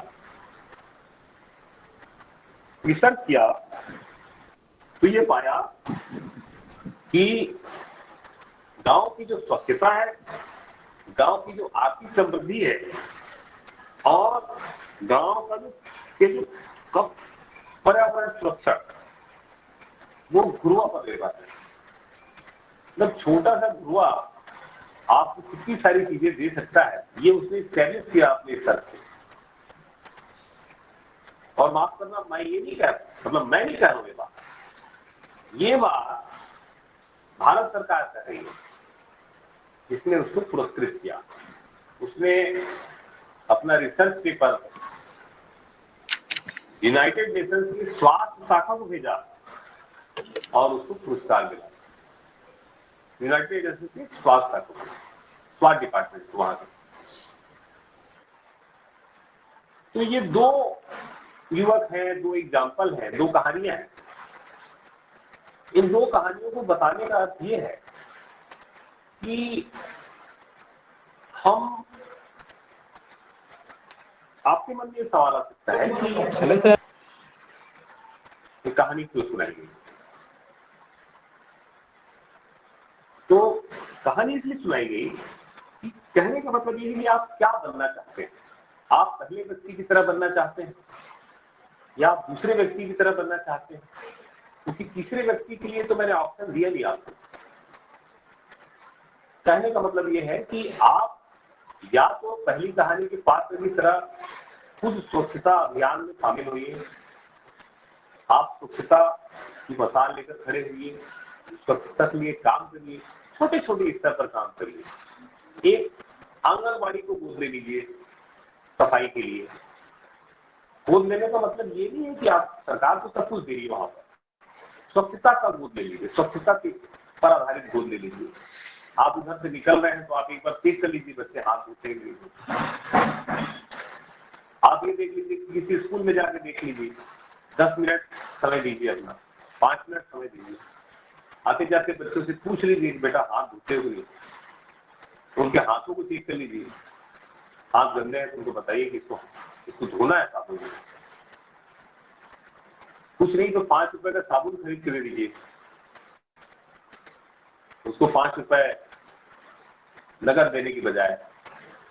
भिखारी होते ना चौक चौराहों में, आप देखेगा कि वो उनके शरीर में जो है वो मतलब कई दिन से नहाए नहीं रहते, ऐसे दिखते होंगे। मेरे एक मित्र हैं, वो मुझसे बोले कि तुमको मालूम है मैं कभी पैसे नहीं देता हूँ। मैंने कहा क्यों? तो क्या करते हो? बोले मैं बिस्किट दे देता हूँ। बोले क्यों? तो बोले देखो वो उस पैसे से नशा भी कर सकते हैं या उस पैसे का गलत इस्तेमाल कर सकते हैं, लेकिन बिस्किट दूंगा ना तो बिस्किट को खाएंगे और कुछ मात्रा में कुछ प्रोटीन विटामिन उनके अंदर जाए। उसी तरह से हम स्वच्छता को लेकर एक काम ये भी कर सकते हैं कि हम किसी चौक में कोई अगर दिख गया, लग रहा है कि गड़बड़ है मामला, तो उसको एक साबुन दे दिए। छोटे स्तर पर काम कर सकते हैं। आप बहुत बड़ा काम करने का मत सोचिए, वो मुश्किल भी है और आपके जीवन में इतने सारे काम ऑलरेडी सीमित हैं, आप नहीं कर पाएंगे। हम और आप अगर थोड़े थोड़े स्तर पर अपनी अपनी जगह में रहते हुए अपने सारे काम करते हुए भी अगर हम थोड़ा बहुत बदलाव ला पाए। स्वच्छता अभियान और स्वच्छता पखवाड़ा का मतलब क्या है? इस तरह से वेबिनार करने का अर्थ क्या है? हम वहां पर माफ करना 70 लोग जुड़े हुए, 70 लोग हैं, तो 70 में से अगर हम सारे लोग अगर अपने अपने स्तर पर एक एक काम कर लें, छोटा छोटा काम कर लें, चेक कर लें, किसी का हाथ चेक कर लें, उसको बोल दें, किसी स्कूल में चले जाए, किसी आंगनबाड़ी में चले जाए। लेकिन दिक्कत क्या होती है यहाँ पर कि हम लोग ये सोचते हैं कि ये हमारा काम नहीं है। प्रॉब्लम यहाँ पर यही होती है। माफ करना, ये सारा काम हमारा है। एक पत्रकार होने के नाते, एक जिम्मेदार व्यक्ति होने के नाते, एक जागरूक व्यक्ति होने के नाते मैं आपको बता रहा हूं कि मैं अखबार में केवल समाचार नहीं लिखता, मैं लोगों से बात करता हूं। मैं जब स्कूल जाता हूं, मैं जब बच्चियों को देखता हूं, पढ़ते हुए बच्चों को, मुझे बहुत खुशी होती है। आप देखना कि स्कूलों में इन दिनों मतलब पिछले कुछ सालों में बच्चियों की संख्या काफी बढ़ी है और काफी बच्चियां पढ़ते रहती हैं, मुझे अच्छा लगता है। मैं उनको प्रोत्साहित करता हूं। आप अपने स्तर पर जो चेंज ला सकते हैं, जो कर सकते हैं, वो करिए, नहीं तो इस तरह के कार्यक्रमों का मकसद पूरा नहीं हो पाएगा। सबसे अंत में ये जो बात मुझे अंत में कहनी थी वो तो मैं कह दिया हूं। हम सबको इस बात का ध्यान रखना चाहिए कि हम क्या कर रहे हैं। आप लोग कोटा क्षेत्र से हैं, यूनिवर्सिटी जो है वो कोटा में है और आदिवासी इलाके में एक यूनिवर्सिटी की स्थापना की गई। मैं इस यूनिवर्सिटी में से शुरू से जुड़ा हुआ हूँ। तब जब यूनिवर्सिटी की स्थापना हुई तो उस समय मैं उच्च शिक्षा विभाग देखा करता था। तो 2005 में मैं वहां पर रिपोर्टिंग करने गया था और हम लोगों की बड़ी लंबी चौड़ी बात हुई थी। उस समय के तत्कालीन जो सचिव थे शरद पांडे जी, उसी इलाके में एक व्यक्ति अचानक बाद में आया, प्रोफेसर पीडी खेरा। अब तो वो नहीं रहे इस दुनिया में, लेकिन उनका मैं नाम नहीं लूंगा तो मुझे लगता है कि ठीक नहीं होगा। आपको पता है, मैं जब वहां रिपोर्टिंग करने जाता था लंबी, उसके आगे हम अमरगढ़ तक जाते, मैं देखता था कि एक आदमी, एक बूढ़ा व्यक्ति सड़क के किनारे खादी का कपड़ा पहने, एक झोला लटकाए है और उसके आसपास कुछ बच्चे बैठे हैं और वो अपने थैले से जो है वो चना दे रहे हैं, मुर्गा दे रहे हैं। कभी हम वहां से निकलते रहते थे, देखते थे कि जो हैंडपंप है सरकारी हैंडपंप को से पानी निकाल रहे हैं और बच्चे को नहला रहे हैं। मैं सोचता था कि ये व्यक्ति है कौन, इसको क्या पड़ी है आदिवासी के बच्चों को नहलाने की। जब मैंने उनसे बात की, मुझे पता चला कि वो दिल्ली यूनिवर्सिटी के रिटायर्ड प्रोफेसर हैं उन्होंने शिक्षा और स्वास्थ्य के क्षेत्र में वहां बड़ा काम किया, उनका स्कूल है वहां पर। और जब उनका निधन हुआ और उनके निधन के 1 साल बाद भी जब उनके याद में वहां जो चीजें कही गई थी, उनकी समाधि में ये नहीं कही गई थी, वो जब नहीं बना तो मैंने 4 लाइन लिखी, वो मैं आपको सुनाता हूं। उसके बाद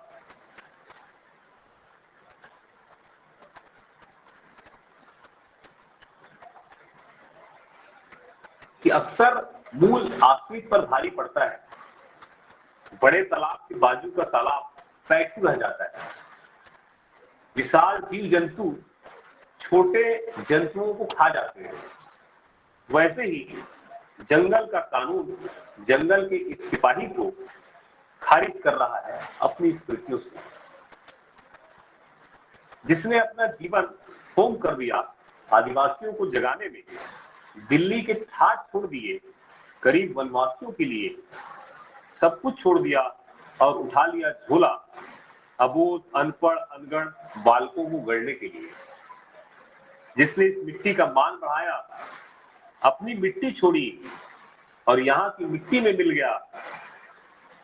अरे आकृति ही तो बननी थी उस बूढ़े की, एक पत्थर पर टूटी फूटी झोपड़ी के ऊपर रख देते बना बनाया टीन से, और पास में बिछा देते सीमेंट की 2-4 कुर्सियां।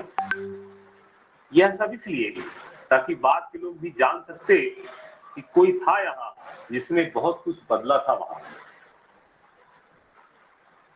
पर तुम्हारे जंगल का कानून इजाजत नहीं देता।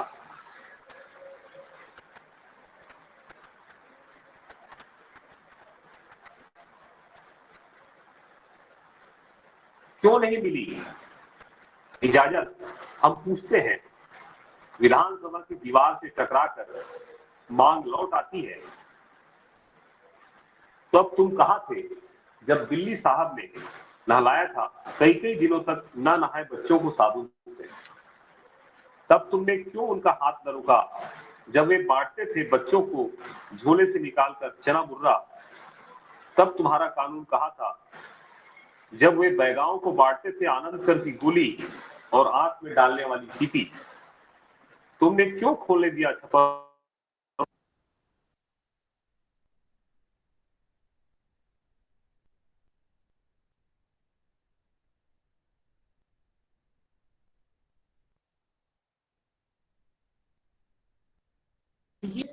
मैंने देखी थी प्रोफेसर केरा पर, उन्होंने जो काम किया था वो अद्भुत काम था। उसी इलाके में वो रहते थे। ये तमाम चीजें हैं। अंत में एक बात और कि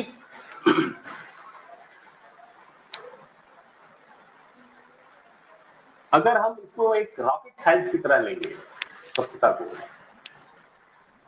ये कोई रॉकेट साइंस नहीं है, ये बहुत सामान्य चीज है। और हम अगर संवेदनशील हैं, अगर हम जिम्मेदार हैं, अगर हम सच्चे हैं, तो फिर स्वच्छता में कोई समस्या नहीं। हम बहुत बड़ा काम नहीं कर सकते तो छोटे छोटे काम तो कर ही सकते हैं। तो मुझे बस इतना ही कहना था। मैं आप सबका बहुत बहुत आभारी हूँ, बहुत बहुत थैंक्स, बहुत बहुत धन्यवाद। और आप सबने मुझे सुना, डॉक्टर श्रीवास्तव सर, आपने मुझे अवसर दिया बोलने का, और सबने आप लोगों ने मुझे सुना। जो भी थोड़ी बहुत जानकारी मुझे थी, जो कुछ मैंने पढ़ा है, कुछ चीजें मैंने नोट कर ली थी, उसमें से मैंने आपको बता दी। तो ये चीजें हैं जिसमें हमारा आप सब मिलकर इस अभियान को, ये केवल एक मैं आपको बता रहा हूँ कि मैं किसी चीज को, एक कार्यक्रम को एक सीमाओं में नहीं मानता हूँ।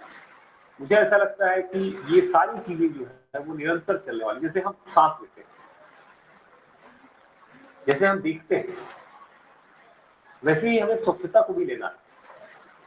इसको हम शामिल कर लें अगर अपने जीवन में। हम साथ साथ चलेंगे तो कोई समस्या नहीं है। आप देखिए ना, स्वच्छता से जुड़ी हुई कितनी बुराइयां दूर हो चुकी है और हम बहुत करीब हैं। छोटी छोटी चीजें बची हैं, हम सब मिलके जो है इन चीजों को दूर कर सकते हैं और हम 100% स्वच्छ हो सकते हैं। हमारा समाज स्वच्छ हो सकता है, हमारा देश स्वच्छ हो सकता है और हमारी सोच ही जो है इस उन लोगों की सोच को बदलेगी जो लोग स्वच्छता के बारे में नहीं सोचते। तो सभी को, हम सबको स्वच्छता के बारे में सोचना है, स्वच्छता को अपने जीवन में पूरी तरह से अपनाना है, उसको आत्मसात करना है, अपने बड़ों को बताना है जो नहीं जानते हैं तो, और अपने छोटों को बताना है, उनको सिखाना है, उनको अपना हमराह बनाना है। जो इधर उधर है उनको हमको इकट्ठा करना है और जो भी आपके सामने स्वच्छता से जुड़ी हुई कोई गलत बात हो रही हो, आपको उस बात का विरोध करना है। तो आप टोकेंगे ना, जैसे मैं आपको एग्जांपल दे रहा हूँ, मैं जहाँ पे रहता हूँ वहां पर SCCL के पास में रहता हूँ। SCCL के पास एक बड़ा नाला है। आप लोग जब किशोर नगर की ओर गए होंगे, अपोलो गए होंगे तो आपने देखा होगा एक बड़ा नाला पड़ता है बीच में। वो नाला बहुत गंदा है और उसमें मतलब आसपास के जितने छोटे छोटे व्यापारी हैं वो सब लोग कूड़ा करकट सब फेंक देते हैं। तो मैं सुबह बालक को स्कूल छोड़ने जाता हूँ तो लौटते समय मैंने देखा कि एक आदमी जो है बड़ा सा टोकरा लिया हुआ था और उसमें जो नारियल है, जो बचा हुआ, जो नारियल पानी पीते हैं, वो बचा हुआ नारियल और भी बहुत सारी चीजें लेके जो है उस नाले को जा रहा। तो मैं तो समझ गया कि ये जाएगा और फेंकने वाला है। तो मैंने उसको कहा, तो रोका, मैंने कहा कि आप क्या करने जा रहे हो? तो बोले इसको फेंकूंगा। तो मैंने कहा कि डस्टबिन यहाँ रखा है, उसमें रख दो। बोले पता नहीं डस्टबिन वाला कब आएगा ना आएगा, मैं इसको फेंक देता हूँ। मैं बोला आप फेंकेंगे, ये बहेगा नहीं, उतना बहाव नहीं है, वैसे भी पानी में नहीं फेंकना चाहिए। तो उसको बहुत अजीब लगा क्योंकि उसको कभी नहीं टोका था किसी ने। बोले नहीं मेरे को फेंकना है। तो मैं बोला आप फेंक नहीं पाओगे, मैं तो आपको फेंकने नहीं दूंगा। उसने देखा कि ये तो विरोध में है, उसने क्या किया, वो टोकरा वहीं छोड़ दिया और चला गया। उस टोकरे को, वो बहुत वजनी था, उसको खींच के मैं एक किनारे को ले गया, फिर एक दो आदमी की मदद से डस्टबिन तक पहुंचाया गया। ये एक छोटी सी बात है और पता नहीं उस दिन मुझे क्या हुआ था। जो भी ये काम हम भी कर सकते हैं, रोज कर सकते हैं।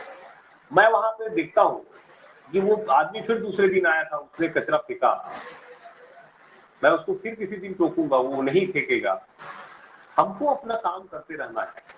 नदी में आप जाएंगे तो देखेंगे लोग कचरा फेंकते हैं, मना करिए उनको आप। तो मुझे लगता है कि वो ये जो हमारा अभियान है, ये स्वच्छता पखवाड़ा है, ये हम लोग आज हम सबसे बात कर रहे हैं, वो कहीं सार्थक हो पाएगा। बहुत बहुत धन्यवाद, बहुत आभार श्रीवास्तव सर, पांडे सर, रमेश जी, बहुत ही बात के जितने मेरे मित्र साथी, मेरे छोटे भाई बहन जुड़े हैं, वो सब आदरणीय शिक्षकगण, आप सब शिक्षा की ज्योति जलाए हुए हैं, बहुत अच्छी बात है। और भी जितने लोग कार्यक्रम में जुड़े हुए हैं उन सबका मैं बहुत बहुत आभारी हूँ कि आप लोगों ने मुझे सुना और मुझे बोलने का अवसर दिया। धन्यवाद। बहुत बहुत धन्यवाद। हमारे बीच थे सम्माननीय श्री सुनील शर्मा सर, जिन्होंने बताया कि बहता हुआ पानी ही स्वच्छ होता है, यदि वो रुक जाता है तो उसमें बहुत सारी अशुद्धियाँ आ जाती हैं। इसका मतलब कि निरंतरता ही जीवन है। तो किसी भी कार्य को जो स्वच्छता से संबंधित है उसको अपने जीवन में अपने जीवन में उतारने की ज़रूरत है और उसमें निरंतर काम करने की ज़रूरत है। सर ने कुछ खट्टे मीठे मार्मिक एहसासों से अवगत कराया, जैसे कि ट्रेन में जो हम गंदगी फैला देते हैं या पानी बॉटल और चिप्स पैकेट लेकर जाते हैं लेकिन उसको सही तरीके से सही जगह पर उसको डिस्ट्रॉय नहीं करते। कोरोना काल का उन्होंने ध्यान दिलाया कि कोरोना काल में हम लोग काफ़ी सचेत हो गए थे और सभी लोग बारीकी से सभी स्वच्छता के नियमों का पालन कर रहे थे। उन्होंने एक बहुत इंपॉर्टेंट डाटा भी बताया कि 70% सैनिटाइज़र का उपयोग आज के समय में फिर से 70 से 80% कम हो चुका है। उस समय 320 लीटर सैनिटाइज़र प्रतिदिन खपत थी और अभी लगभग वो ना के बराबर है। उन्होंने एक मुख्य बिंदु की ओर आकर्षित किया। प्रोफेसर खेरा जी के बारे में उन्होंने अवगत कराया, जो कि आईआईटी के प्रोफेसर थे, जिन्होंने ग्रामीण क्षेत्रों के लिए अनूठूत परिवर्तन करते हुए कार्य किए। उन्होंने 2 उदाहरण दिए जिसमें लोरमी और गुरवा के बारे में उन्होंने एग्जाम्पल दिया, जिसका शोध पत्र इंटरनेशनल यूनिसेफ में प्रकाशित किया गया और उसको पूरे वर्ल्ड में रिकॉग्नाइज किया गया।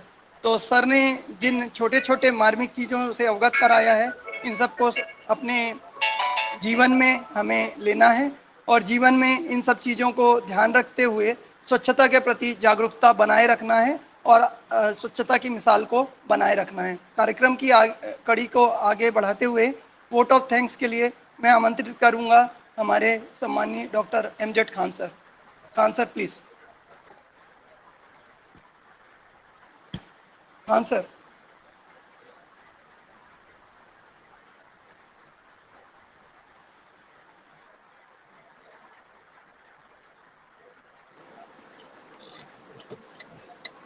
Khan sir please. Hello. Yes sir, audible. हमारी आवाज़ आ रही? जी सर, आ रही है आपकी आवाज़। आज के इस एक दिवसीय ई सेमिनार स्वच्छता और हम पर हमारे यहाँ पे संगोष्ठी से सेमिनार का आयोजन किया गया, जिसमें हमारे आज के मुख्य अतिथि शहर के जाने माने पत्रकार दैनिक भास्कर के आदरणीय सुनील शर्मा जी थे और वो आज के हमारे मुख्य वक्ता भी थे। और पहले मैं ये बताना चाहूँगा कि जो स्वच्छता मिशन है, इसकी शुरुआत हमारे माननीय मुख्य प्रधानमंत्री नरेंद्र मोदी जी ने गांधी जयंती के अवसर पर 2 अक्टूबर 2014 को इस अभियान का आगाज़ किया था और भारत को स्वच्छ करने की परिवर्तनकारी मुहिम चलाई थी। तो उसी कड़ी को आगे बढ़ाते हुए हमारे विश्वविद्यालय परिवार की तरफ से ये स्वच्छता पखवाड़ा मनाया जा रहा है, जिसमें ये एक दिन का ई सेमिनार आयोजित किया गया है, जिसके हमारे मुख्य वक्ता आज के पत्रकार सुनील शर्मा सर थे। उन्होंने स्वच्छता अभियान पर विस्तृत जानकारी दी और उसकी महत्ता को और उसके बारे में प्रकाश डाला, उसकी महत्ता को बताया कि कैसे स्वच्छता हमारे लिए, हमारे शरीर के लिए, हमारे देश के लिए आवश्यक है। और सुनील शर्मा जी ने यह भी बताया कि गांधी जी के स्वच्छता अभियान पर भी उन्होंने प्रकाश डाला। उन्होंने बताया कि गांधी जी ने कैसे इस अभियान की शुरुआत की थी, वो हम सबके लिए कितना ज़रूरी और प्राथमिकता, इन सब चीज़ों पर प्रकाश डाला। मैं विश्वविद्यालय परिवार की तरफ से उनका बहुत बहुत आभार व्यक्त करता हूँ और इस कार्यक्रम को सफल बनाने के लिए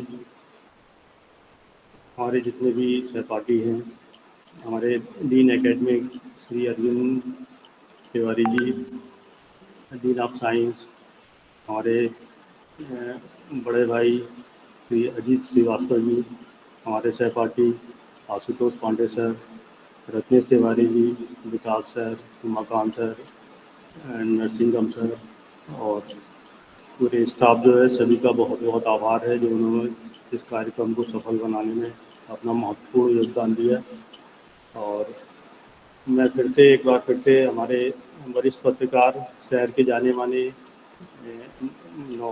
दैनिक भास्कर प्रेस के मशहूर पत्रकार हैं, शहर की हस्ती है, सभी लोग उनको जानते हैं। सुनील शर्मा जी को फिर से एक बार उनका आभार व्यक्त करता हूँ कि उन्होंने अपना एक अमूल्य समय हमको दिया, और हमारे साथ में हमारे काफ़ी सारे स्टूडेंट जो जुड़े हुए हैं, उन्होंने उनकी बातों को सुना, और मैं ये चाहूँगा कि वो उनकी बातों को अमल में लाएं और इसको एक जन आंदोलन के रूप में सामने लेके आए। इसको एक जन आंदोलन बनाने की मुहिम हमको करना चाहिए, ताकि हमारा देश, हमारा शहर सब स्वच्छ रहे। लास्ट में अंतिम में 2 पंक्तियाँ बोलूँगा मैं। एक नया सवेरा लाएंगे, पूरे भारत को स्वच्छ और सुंदर बनाएंगे। इन्हीं पंक्तियों के साथ में अपनी वाणी को प्रणाम देता हूँ। धन्यवाद।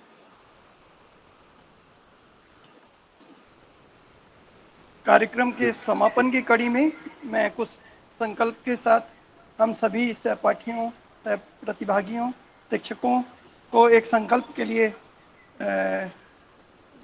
संकल्प बोल रहा हूं, जो कि आप अपने जीवन में इसको ग्रहण करेंगे। आओ सब साथ मिलकर लें संकल्प, स्वच्छता अपनाकर करेंगे देश का कायाकल्प।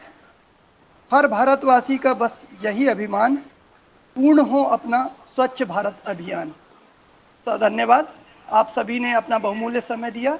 मैं डिपार्टमेंट ऑफ फिजिक्स की तरफ से डॉक्टर रत्नेश तिवारी आप सभी को बहुत बहुत धन्यवाद देता हूँ। धन्यवाद। जय हिंद, जय भारत, जय Chhattisgarh. Thank you so much, sir. Thank you so much, sir. Thank you, sir. एक बार पार्टिसिपेंट वीडियो ऑन कर लेते हैं, पिक्चर क्लिक कर लेते हैं हम, है ना, जस्ट फ्यू सेकंड है।